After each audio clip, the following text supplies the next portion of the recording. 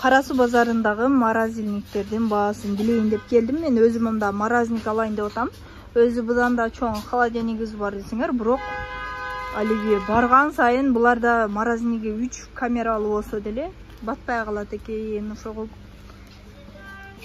мындан да морозильник көрдүм. Дагы кимгедир мындай пайдасы тиеби издеп жүргөндөр керектир деп айтып атам. Муну литри канча айтып коеюң? Жазылганбы?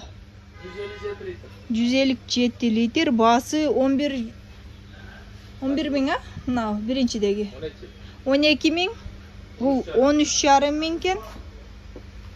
Бул чоңучу. Чоңу канча дедиңиз? Мына иштерин көргөзүп турайын. Бул чоңу 25 миң дейт. 500 дейт. 25.500 дейт. Негизи бул магазиндерге жакшы го, үйгө мына өкө эле жакшы экен. Ичин көргөзөйүнбү? Өзүм же будан алыш керек. Бул 11 миң экен, бул 13 миң экен. 1-2 миң коштуруп эле бир аз чоңураагын алып койгон жакшыбы, Карагыла. Атай силерге да керекпи деп тарттым. Ичин көргөзөйүн десем, плиткалары бар экен. Мынакей фирмасын өзүңөр окуп алгыла, ушул экен.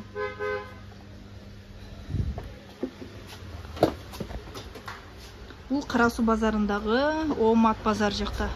Бул морозильниктерчи.